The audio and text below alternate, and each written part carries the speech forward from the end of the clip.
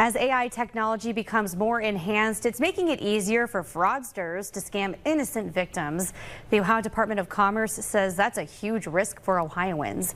A survey from McAfee shows 70% of respondents said that they would not be able to tell the difference between a real or a cloned voice, and 40% say that they might believe an email from a distressed loved one who needed assistance. Rob Rutkowski, he is the Deputy Superintendent of the Division of Financial Institutions, is with us now. So the voice cloning thing, it seems to be one of the scariest developments. Is there any way to know that someone, can use your voice and use it fraudulently, and you can detect that they're doing that?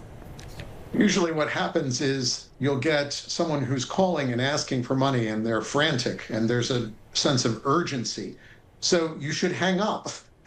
You should hang up and then call that person with a number that you have so that you're initiating the call. That way, if somebody is trying to do a deepfake, you'll just get the person and they will not know anything about the emergency. Exactly. What about the emails or text messages? What do those look like from a legitimate business that's asking for personal information? How can you make sure that those are real?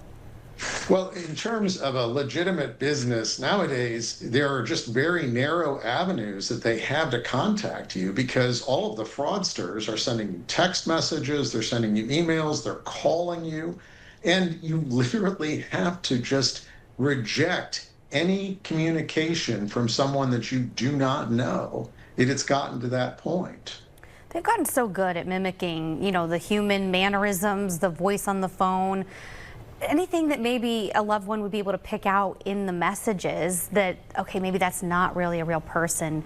Maybe specifics aren't mentioned, or there's missing grammar and words in their message.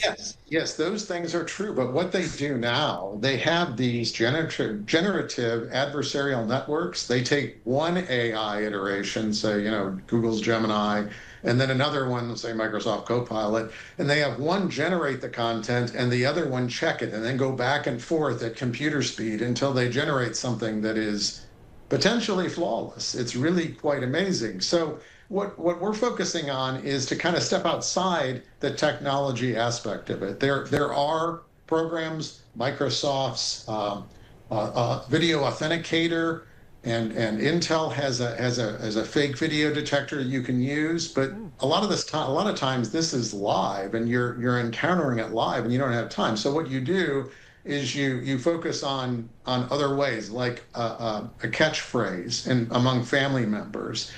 You can all have a pre-agreed phrase that you'll say to figure out that it's you. Is there any telltale thing on the text message or email that would really give it away?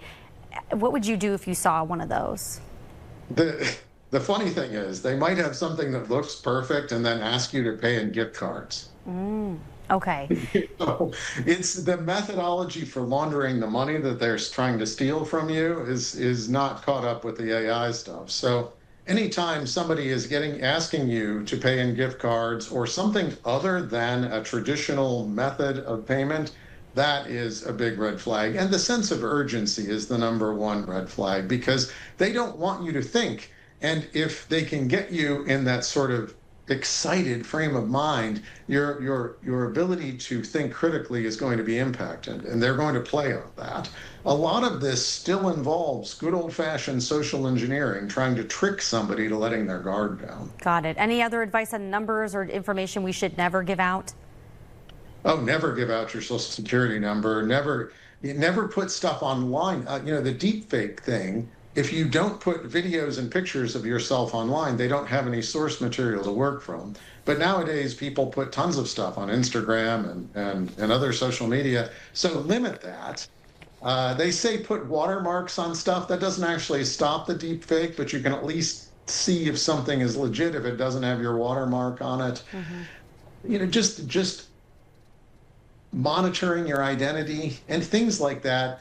The good thing about deepfakes is that they're actually fairly rare. There's been some big ones on corporations where people have been tricked into wiring money, but on an individual basis, it's more rare. Certainly, if you are impacted by this, there are two websites you definitely need to be aware of: the FTC.gov website, and then the FBI has the IC3 website. That's the Internet Crime Complaint Center, and they're definitely the leading entity for deep fakes. All right, Yeah. Rob, thank you so much for taking the time to join us right here at 5 Great Advice.